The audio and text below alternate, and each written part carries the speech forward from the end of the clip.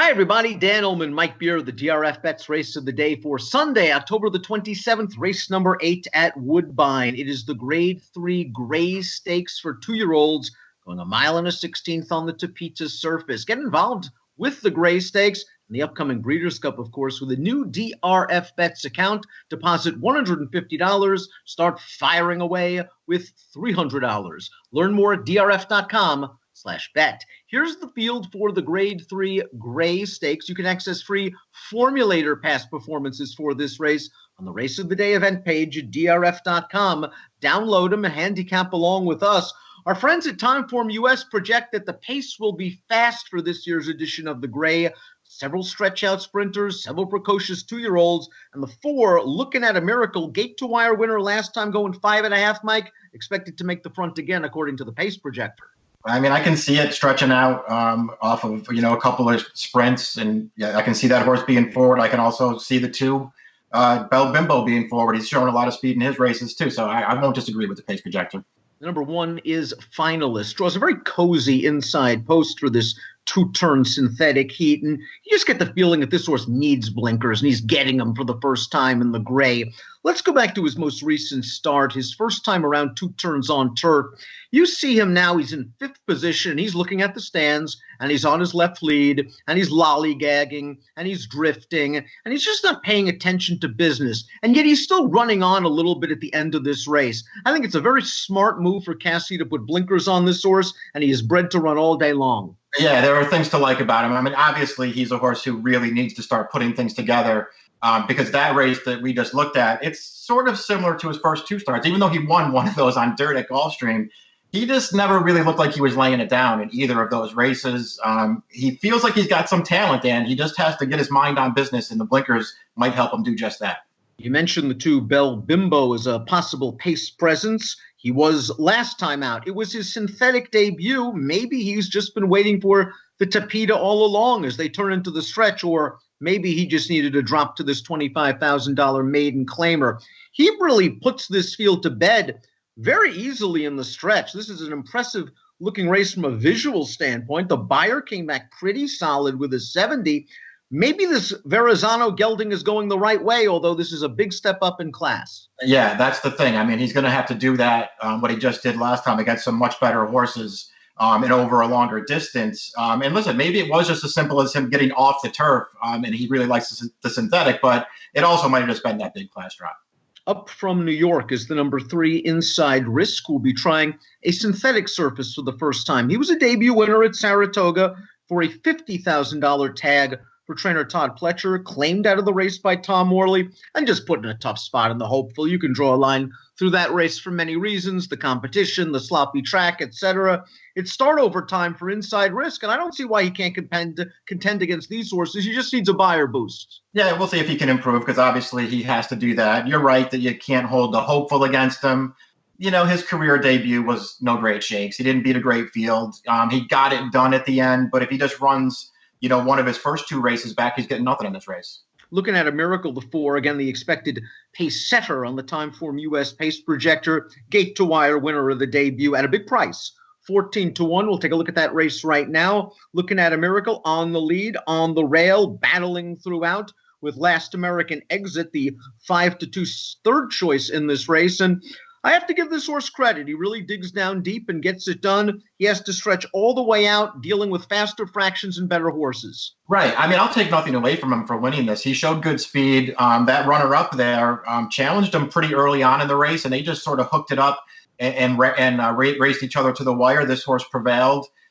He's got to stretch out. That's a hard race to evaluate. I thought it was all first-time starters, so who knows how good any of them are. But he ran fine first time out. Northern Thunder, the number 5, is a bit slow on paper, but he does have a 2-turn win on the Tapeta surface. That was a maiden race 2 starts back. They ran him in the Cup and Saucer on turf last time out. He didn't break very well, but it looked like he finished with a little bit of a run. And if you give this horse some pace up front, as is expected, I don't see why he can't get at least a piece of this at a big price. Yeah, I sort of looked at him the same way. I thought maybe you could use him underneath. His maiden win was okay. I didn't think he ran great in there, but he did get it done at the end. He has an excuse last time because he broke very poorly. And it was on turf anyway, so maybe he's just a little bit better on synthetic. I think he has to improve, Dan, but he could get a piece.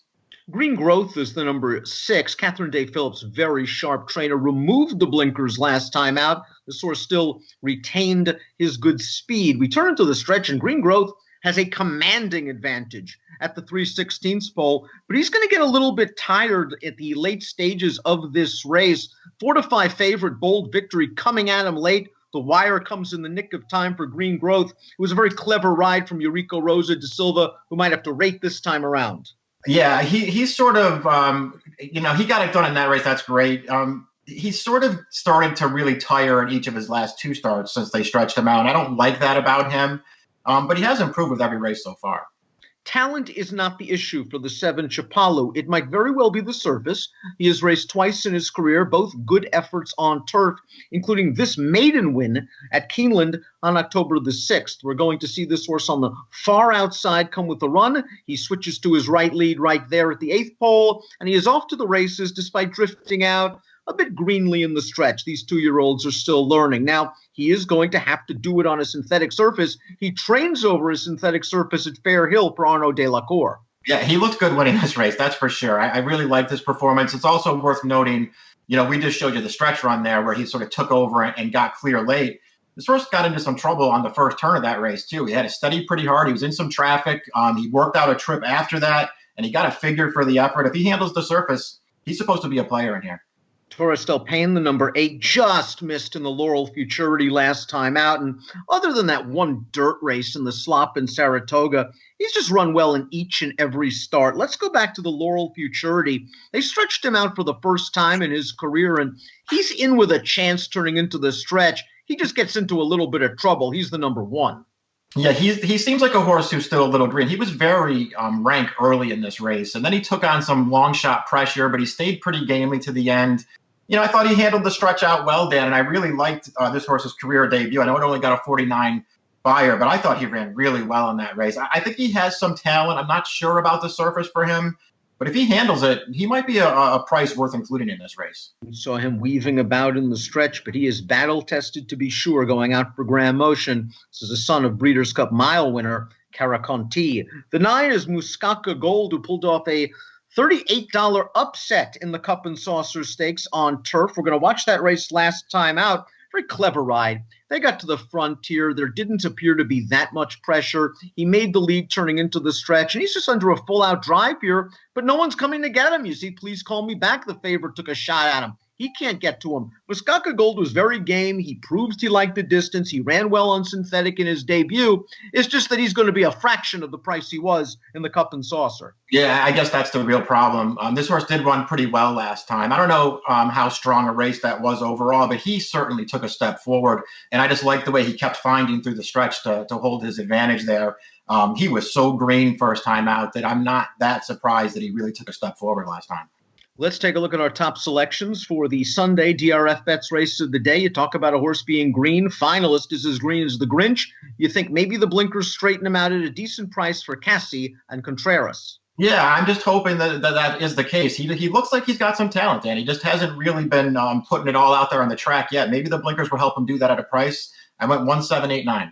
Like you, I like Chapalu's debut at Keeneland. The question here is the surface. I think he will get the right pace set up for Patrick Husbands. Will be running late. I went 7-9-1-2 in the Grade 3 Gray Stakes. Remember that offer from DRFBets, Breeders' Cup right around the corner. Deposit $150, play with $300. Learn more, drf.com/bet. An approximate post time for the Grade 3 Gray, 5:02 Eastern. Good luck.